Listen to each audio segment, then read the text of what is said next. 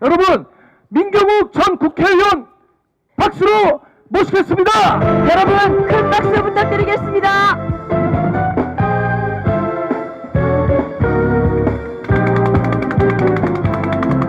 네, 안녕하십니까. 예. 아이고, 날씨 더운데 오늘 그 폭염주의보가 처음으로 발령됐습니다. 예년보다 하루 일찍 발령됐다고 하는데, 이 되도록이면 그늘가에 좀 앉으시기 바랍니다. 이 경찰들이 됐는지 아니면 구청이 됐는지 우리가 여기 와서 그 시위하는 거 방해하려고 우리가 시작한 그날 밤에 나무를 심어놨는데 이 나무가 우리에게 그늘을 제공해서 이 대낮에 집회하는데 아주 도움을 주는 것 같습니다. 지난 한 달은 보훈의 달로서 우리나라를 위해서 목숨을 바치신 여러분들의 그 고마움을 생각하는 그런 한 달이었습니다. 그게 이제 오늘 지나갔는데요. 이제 7월이 됐죠. 새로운 7월이 됐습니다. 그동안 6.25를 잊지 말자는 그런 행사도 6.25 행사가 지난 5년 동안에는 변질돼 있었습니다. 그래서 우리 여기 ROTC 계시는 ROTC 우리 애국동지회에서는 그동안에 이제 다른 별개의 행사에 이제 참석을 하셨었는데 우리 전군연 전부 다 같이 해서 6.25 대한민국 그 정부가 진행하는 6.25 진짜 행사에 참석하셨다는 말씀을 제가 들었습니다. 그 올바른 방향이라고 생각합니다. 6.25 우리 이제 잊지 말아야 되겠습니다. 여러분 지난주에 많은 일이 있었는데 한 주 동안 우리가 여기에서 행사를 하지 않았기 때문에 한 주 동안 여기서 행사를 하지 않았기 때문에 지금 일어난 일들이 많습니다. 그걸 잠깐 좀 살펴보고자 합니다. 저는 과천 경찰서에 가서 선관위, 여기 노태학이 선관위 위원장으로 있죠. 그 선관위를 제가 도태우 변호사, 박주현 변호사와 함께 고발을 했는데 그 고발한 사건을 이제 시작하는 첫 번째 그 스타트가 고발인 조사입니다. 그래서 고발인 조사를 제가 가서 받고 왔습니다. 고발인 조사는 여러 가지가 있습니다만 우리는 북한에서 해킹한 사건, 해킹을 했는데도 제대로 거기에 대해서 반응을 하지 않고 조치를 취하지 않은 상황에 대해서 관련자를 직무유기로 고발을 했었습니다. 그 직무유기 건에 대해서 자세하게 누가 어떤 직무유기에 잘못을 저질렀다고 생각하는지에 대해서 한 2-3시간 정도 저희들이 조사를 받고 나왔습니다. 그래서 그 다음 날에는 또 그 부모 자식 간에 거기 선관위가 너무나도 좋은 자리라는 것을 이 사람들이 아니까 자기 혼자만 거기서 일하고 자기 대만 그 직장에서 일하는 게 아까웠던 모양이에요. 그래서 자기 자식들까지 대를 이어서 일을 하게 하는 선관위에서 일을 하도록 그 손을 봐준 그런 혐의에 대해서 변호사협회에서 한변에서 또 조사 고발을 해서 고발인 조사를 받은 것으로 알고 있습니다. 그렇게 경찰을 통한 선관에 대한 조사는 시작됐습니다. 그리고 드디어 전현희 국가권익위원회 위원장이 이제 자리에서 물러났습니다. 그 뒤로는 김홍일 변호사가 굉장히 강력한 그 우파의 변호사신데 그분이 후임으로 결정이 됐습니다. 그래서 당초에 노태학의 선관위는 감사원의 감사를 피하기 위해서 혹을 떼려고 전현희 자기네 편의 위원장으로 있는 장관으로 있는 국민권익위에서 조사를 받겠다 이렇게 얘기를 했었는데 결국은 권익위의 조사도 받고 다음에 감사원의 감사도 받는 최악의 상태에 이르게 됐습니다. 지금 권익위의 조사에는 별로 적극적으로 협조하지 않는다 했는데 김홍일 위원장이 이제 장관급이니까 국회에서 이 인사청문회를 마친 다음에 이제 정식으로 취임을 하면 그들도 선관위도 거기에 이제 견딜 수 없을 것이라고 생각합니다. 선관위와 관련해서 저희가 지적을 해서 그 언론까지 시끄럽게 된 사건이 하나 있었습니다. 그건 뭐냐? 여러분, 이 근처에 동작구가 있는데 동작구에 유명한 국회의원이 있습니다. 바로 나경원 국회의원입니다. 나경원 국회의원이 지난번 21대 총선에서 저와 마찬가지로 4.15 총선에서 져서 떨어졌습니다. 근데 저도 뭐 정일영이라는 아무도 듣도 보도 못한 사람에게 이제 졌는데, 여기 이 나경원 의원 같은 경우에는 이수진이라는 같은 판사 출신이라고 하는데 제가 그 별명을 매초 취중이라고 그랬어요. 그랬더니 이게 무슨 소린가 하고 사람들이 잘 못 알아듣더라고요. 매 순간 취해 있는 듯한 매초 취중 이수진 국회의원한테 졌습니다. 사람들은 같은 판사니까 이 경쟁력이 있는 사람이라고 생각하겠지만 그런 사람이 전혀 아니라는 것을 여러분들이 그 사람이 뭐 한동훈 장관 등에게 질문을 할 때 그 상황을 봐서 잘 아실 수 있을 것입니다. 이 사람이 술을 마셔서 그렇게 됐다면은 그나마 다행인데, 술 안 마신 상황에서도 매일 매초 취중에 있는 것 같은, 술에 취한 것 같은 그런 태도라면 큰 문제라고 생각하는데, 저는 후자의 경우일 후자일 가능성이 높을 것이라고 그렇게 생각하는 사람입니다. 그런데 그런 제가 볼 때 자격이 되지 않는 국회의원에게 후보에게 졌습니다. 그래서 제가 나경원 의원에게 항상 얘기를 했어요. 나경원 의원은 1963년 토끼띠로 올해 환갑, 저랑 동갑입니다. 그래서 친구인데, 아니 왜 부정선거에 대해서 이렇게 신경을 쓰지 않느냐라고 제가 좀 다그쳤습니다.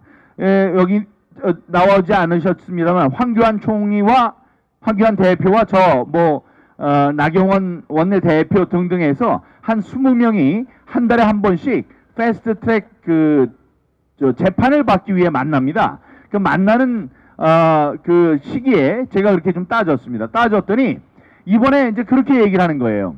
사실 내가 그 부정선거라고 인정을 하고 싶지만 나는 그렇지 못할 사정이 있다. 그래서 뭐냐? 나는 지난 선거 기간에 4.15 때입니다. 선거 기간 선거에 임박해서 여의도 연구원으로부터 이 지금 판세가 어떻게 되는지에 대한 여론조사 결과를 매주 받고 있었다. 그래서 물었어요. 그랬더니 그런데 이 마지막 순간에 와서, 그러니까 여론조사 결과 공표가 금지된 마지막 6일 동안에 봐도 자기가 이수진에게 계속 지고 있었다. 점점 져가고 있다는 사실을 내가 여론조사 결과, 여의도 연구원의 여론조사 결과로 알고 있었다. 그래서 자기한테는 그때 이수진에게 4월 15일 날 선거에서 진 것이 그렇게 충격적이지 아니었다. 이런 취지의 이야기를 하더라고요. 그래서 제가 이거 참 이상한 일이다. 아니 여의도 연구원에서 그런 조사를 했다는 자체가 나는 이해가 되지 않았기 때문에 거기 좀 헷갈렸었습니다. 긴가민가 이자가 제대로 된 얘기를 하는 건가, 아니 어떻게 된 건가 라고 생각을 하고 있었어요. 왜냐하면 여의도 연구원은 여러분 띵크탱크입니다. 띵크탱크. 이 당 안에 다 띵크탱크를 갖고 있어요. 그러면 거기서 세미나도 하고 정책도 개발하고, 다음에 필요할 때에는 자기네 나름대로의 모집단에서 표본 집단을 추출해서 여론조사를 합니다. 그 여론조사한 것으로 봐서 이런 정책을 만들어야 되겠구나, 아니면 이런 사람들을 추천해서 공천을 하면 우리가 이기겠구나, 어느 지역에는 어떤 사람이 올라오고 있구나, 이런 자기 나름대로의, 우리 당 나름대로의 여론조사를 하고 있는 것을 제가 알고 있었거든요. 그런데 그런 결과가 나왔어 하고 궁금해하던 차에 얼마 전에 모 인사가 저에게 얘기를 했습니다. 자기가 직접 박수영에게 들었다. 박수영은 훌륭한 친구예요. 박수영도 마찬가지로 나경원과 서울대 법대 동기동창입니다. 그러니까 63년생입니다. 제가 정치부 기자, 총리실 기자를 할 때 그때 당시 정원식 총리의 수행비서였어요. 수행비서였기 때문에 같은 친구로 벌써 한 30년 넘게 이렇게 알아온 친구입니다. 그런데 그 친구가 지금 여의도 연구원에 있는데 그 친구로부터 직접 들었다는 거예요. 어떤 소식을 들었느냐? 자기네들 여론조사도 선관위에 의뢰한다. 뭐를 의뢰해요? 표본 집단을 누구를 택해야 되는지를 선관위에 문의를 한다. 이렇게 얘기를 하더라고요. 그것은 저에게는 청천벽력과도 같은 소리였습니다. 그게 무슨 소리냐? 우리가 이 제가 여론조사를 최근에 했습니다. 제 지역구에 제가 이제 국회의원을 나가도 되는지 어떤지를 알아보기 위해서 여론조사를 했는데 여론조사를 인지도 조사를 했어요. 인지도 조사 결과가 얼마나 나왔는지 제가 말하는 순간에 현행법에 어긋납니다. 그래서 할지 못하지만 매우 높게 나왔는데 그거를 할 때는 그걸 예를 들면 어떤 과정을 거치느냐 하면 이런 제목으로 이런 문항에 대해서 우리가 질문을 하려고 한다. 여론조사를 펴려고 한다. 여론조사를 의뢰한 사람은 민경욱이다. 그 제목은 뭐고 질문은 7개 항에 이런 게 있다. 라고 자기가 뭘 조사하는지에 대해서 전부 선관위에 신고를 합니다. 보고를 해요. 그러면 딱 앉아서 선관위가 그걸 봅니다. 봐서 이거 이상해. 이거 빼. 안 빼? 그럼 못해. 이렇게 얘기를 하는 거예요. 여론조사 심의위원회가 여심위에서. 그러면 그거를 다 고치고 그래요? 알겠습니다. 고치고 그런 다음에 이걸 갖다 주면 몇 명이나 필요해. 그러면 어느 지역에 제 지역구 예를 들면 연수구 을 지역에 한 1000명쯤의 샘플이 필요합니다. 이렇게 얘기를 해요. 그럼 알았어. 그런 다음에 이거를 통신 3사요? 예. 이 통신 3사에게 의뢰를 합니다. 의뢰를 하는 게 SKT가 제일 많을 거고 그다음에 KT, 그다음에 LG 이런 통신 3사에 20대 몇 명, 30대 몇 명, 40대 몇 명 해서 60대 이상은 몇 명 이런 사람들의 샘플을 그 안에 그 지역구 안에 사는 사람들을 좀 뽑아달라고 얘기를 합니다. 그럼 그 사람들이 그걸 뽑아요. 뽑은 다음에 누구한테 주느냐? 선관위한테 줍니다. 선관위는 자기네들의 홈페이지가 있어요. 그 홈페이지에 그거를 올려놓습니다. 그러니까 업로드를 하는 겁니다. 받은 것을 업로드를 해요. 업로드를 하면은 여론조사 기관에서 거기에 들어가서 그걸 다운로드 받으면 거기에 일련 번호, 전화번호인데 전화번호가 직접 나오면 안 되니까 안심번호라고 해서 고쳐놓은 것, 그 안심번호, 이름, 성별, 나이 이런 것들이 나오는 거죠. 그 나온 꽤 민감한 주제로 나온 자료들을 쭉 내려받은 다음에 그걸로 전화를 하는 거예요. 그게 공짜냐? 공짜가 아닙니다. 다 돈을 내는 거예요. 그걸 빼주는 것 때문에 다 돈을 내요. 각 3사, 통신 3사에게 돈을 지불하는 것입니다. 그렇게 해서 받은 자료로 전화를 거는 거죠. 자, 저는 지금 아주 제대로 된 조사를 했을 때에 이루어지는 결과에 대해서, 과정에 대해서 제가 설명을 드렸을 뿐인데 그 안에 선관위가 개입할 여지는 차고도 넘칩니다. 이 사람들이 지난 선거에서 어떤 용역 계약을 했느냐, 4.15 때. 그때 제가 그거를 인터뷰를 통해서 알아낸 다음에 세상 모든 사람들에게 알려줬습니다. 뭐냐면 무려 100만 명입니다. 100만 명의 이름, 성별, 나이, 다음에 전과, 병역, 다음에 수입 등 아주 민감한 정보를 쫙 열람해서 이거를 100만 명의 자료를 정리를 해라. 정리를 하는 DBase를 구축해라. 이런 용역 계약을 한 다음에 돈을 줬어요. 그러면 제가 이걸 봐도 너무나 이상했습니다. 이게 도대체 누구의 정보를, 여기 앉아 계신 분들 정보 다예요. 누구의 정보를 이렇게 100만 명이냐 정리를 하는 것이냐, 이건 매우 민감한 건데 누구의 동의를 얻고 이렇게 하느냐, 이게 궁금했습니다. 그래서 물었어요. 너희들 이게 뭐 하는 짓이냐?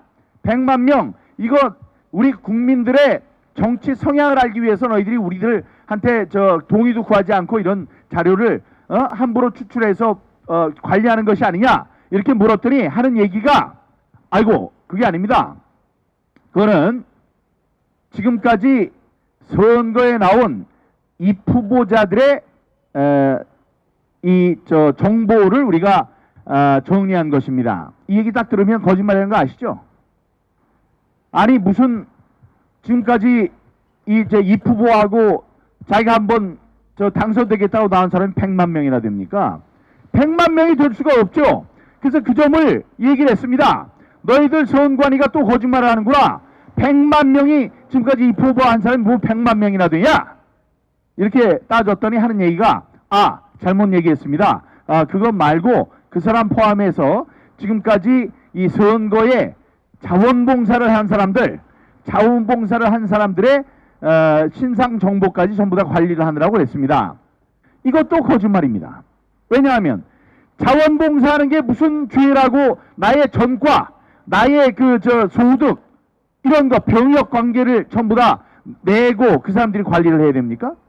그런 일은 없었던 거거든요. 자, 이게 그런데 더 무서운 게 뭐냐? 이 단서에, 용역계약의 단서에 뭐라고 썼냐면, 앞으로 더 늘어날 것에 대비해서 DBase를 구축하라. 그러니까 100만 명에서 이번에 딱 끊어가지고 다음번에 못 쓰게 이렇게 하지 말고 100만 명 밑에 자료를 쫙 계속 입력만 할 수 있도록 이렇게 DBase를 구축하라. 이런 단서 조항이 있었습니다.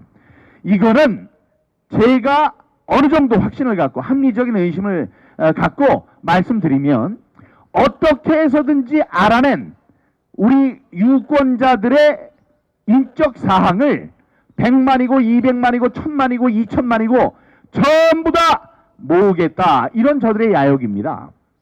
자, 그거 알아서 뭐하게? 자, 아시죠? 이 사전 투표 같은 경우에는 QR코드로 누가 투표했는지, 이 투표용지가 누구 것인지를 알 수 있다고 수차례 제가 말씀드렸습니다. 그런데 그게 기표지에는 선거를 마친 투표용지에는 기표가 되어 있습니다. 그러면 누구에게 투표를 했는지를 다 알 수 있는 거죠. 그러면 100만 명이 되면 100만 명이 누구에게 투표를 했는지, 1000만 명이 되면 1000만 명이 누구에게 투표를 했는지를 알 수 있게 되는 겁니다. 그거는 한 사람의 정치적 성향이 이 자기 일생에 있어서 그렇게 쉽게 바뀌지 않습니다. 여기 네이발 아카데미라고 해군 사관학교 모자 쓰시고 오신 분들이 여기 우파 집회에 나오셨는데, 이분들이 쭉 사시면서 아니야 나 지금 기분 나빠 그래서 좌파로 가서 누구 때려잡자 이렇게 못해요. ROTC도 마찬가지입니다. 여기 이거 빛나는 ROTC 곤색 모자를 쓰고 오신 분들이 이 자리에서 4년 동안 부정선거 있으면 안 된다, 좌파 물러가라 이렇게 했던 분이 가서 오늘 좀 기분이 나쁜데 이래서 가서 이재명 화이팅 이렇게 못합니다. 그러니까 그분들이 돌아가시기 전까지는 그분들의 투표 성향이 나타나는 거예요. 투표 성향이 나타나는데 그거 한 500만 명만 갖고 있다. 4천만 명, 5천만 명 중에 유권자 한 4천만 명하고 거기에 뭐 1000만 명이라고 합시다. 1000만 명만 분명히 누가 누구의 표신인지를 알고 있다. 그러면 100년 동안 정권 잡습니다. 안 그렇습니까? 아니 이 사람 다른 사람들은 한 반반쯤이라고 그러고 여기 있는 사람들 분명히 우파고 누가 좌파고 이걸 안다면 100년 동안도 정권을 잡을 수 있는 거예요. 그런 일을 하는 것이 선관위입니다. 선관위에서 무슨 100만 명의 입후보자의 전과 기록을 관리를 해요. 예? 무슨 100만 명의 자원봉사자들의 수입을 갖고 학력을 다 알아야 됩니까? 그런 사람들이 아니에요. 자, 제가 전관위의 여론조사와 관련된 매뉴얼을 다 봤더니 뭐가 있느냐? 이런 게 있습니다. 아까 말씀드린 굉장히 민감한 주제죠. 안심번호. 실제로 전화번호를 갖고 있지는 않지만 이름, 성별, 나이가 나와 있는 그런 기초적인 자료가 나와 있는 안심번호의 리스트가 있습니다. 그러니까 한 번 하면 1000명이 돼야 되는데 1000명이 전화를 다 받을 수 없으니까 훨씬 더 많은 리스트를 주겠죠. 근데 리스트를 어떻게 하도록 돼 있냐? 선관위가 업로드한 그 명단이 있는데 그 명단은 여론조사가 끝나는 즉시 파기해야 한다 이렇게 되어 있습니다. 그건 매우 중요한 벌칙 조항입니다. 그 벌칙 조항도 있어요. 뭐 3천만 원 이하 1년 이하의 징역이다. 3천만 원 이하의 벌금과 1년 이하의 징역이다 이렇게 나와 있습니다. 자, 그러니까 그 자료는 매우 민감한 자료라는 얘기가 되는 거고, 그거를 누가 차곡차곡 쌓아가지고 그 사람, 그리고 결과도 여론조사에서 기관에서 한 여론조사 결과도 보고를 하도록 되어 있거든요. 그러니까 이거를 잘 조합을 한다면 누가 누구를 찍고 누가 우파를 좋아하고 누가 좌파인지를 전부 다 파악할 수 있는 겁니다. 근데 이거를 여론조사 기관에는 너희들 파악이 안 하면은 큰일 나 라고 얘기하는 사람들이 정작 자기네들은 그 안심번호를 파기했겠느냐? 여러분들은 어떻게 생각하십니까? 저는 그렇지 않다고 생각해요. 선관위에서는 하루에도 수백 개씩 있는 여론조사 기관이 요청한 안심번호를 그대로 다 갖고 있을 것이라고 생각하는데 여러분은 어떻게 생각하십니까? 그 사람들이 제대로 된 사람, 여기 노태학이라는 자가 제대로 된 일을 벌여온 사람들이라면 우리는 이렇게 당신 좀 너무 나가는 거 아니야? 이렇게 얘기할 수 있습니다. 하지만 그게 아닙니다. 지금까지 해본 행태를 보면 그래요. 아니 선거가 끝난 지가 1년 반이 넘었는데 다시 까보니까 1년 반이 뭐예요? 2년 3개월이 지났는데 다시 까보니까 어떻게 빳빳한 용지가 나왔냐 이랬더니 그거는 형상복원 종이라서 그렇습니다. 아니 그리고 이 도장을 찍는데 기표된 게 예쁘게 도장이 찍혀야지 어떻게 이게 커졌어? 이상하게 한 1.5배는 커졌어 그랬더니 이게 1년 반 동안 불어서 그렇습니다. 이런 얘기를 하는 놈들이에요. 아니 그러면 김홍도가 옛날 낙관 찍은 거는 낙관이 한 500m는 돼야 되겠네. 예? 몇백 년 지났으니까. 그런 헛소리를 하는 사람들이기 때문에 믿을 수 없다는 것입니다. 자, 그래서 제가 그 얘기를 했어요. 너희들이 어떻게 이 사람들아 선거리가 뭔지 모르고 뭔지 알고 거기서 주는 대로 모집단 아니 표본 집단에 전화번호를 받아오느냐? 그랬더니 거기 원장이 이제 반박을 했는데 반박이 자기네들은 통신 3사에서 심지어 직접 번호를 받아온다고 거짓말을 했습니다.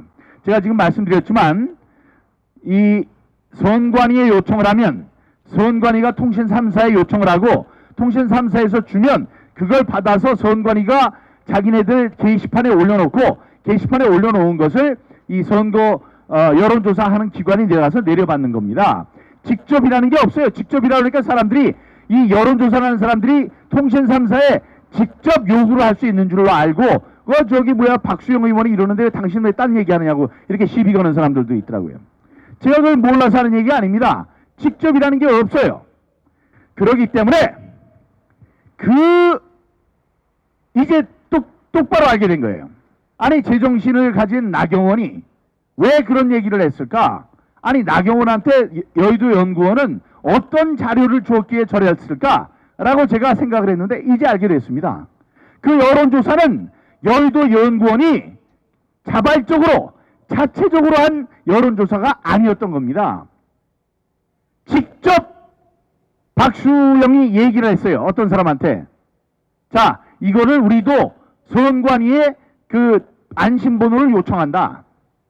그러니까 선관위를 통해서 받는다는 얘기죠. 두 번째, 이걸 하는데 닷새나 걸린다. 이렇게 얘기를 했어요. 사실은 닷새보다 더 걸립니다. 열흘이 걸리는 걸로 돼 있어요.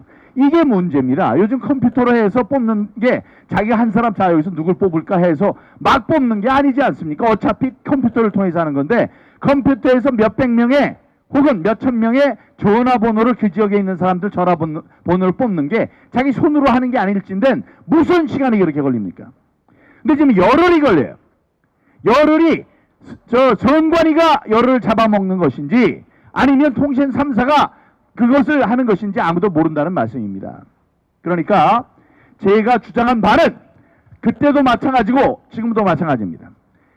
옛날에는 여의도 연구원이 자신들이 갖고 있는 디베이스로 자기가 골라서 남 시키지 않고 자기가 골라서 이 사람 저 사람 골라서 남자 여자 비율 맞추고 이 저 동네 맞추고 다음에 나이 맞춰서 독자적인 여론조사를 했습니다. 그러면 자기가 독자적인 선거에 대한 지식도 얻을 수 있고 독자적인 정책을 개발할 수 있습니다. 지금도 그렇게 하라는 겁니다.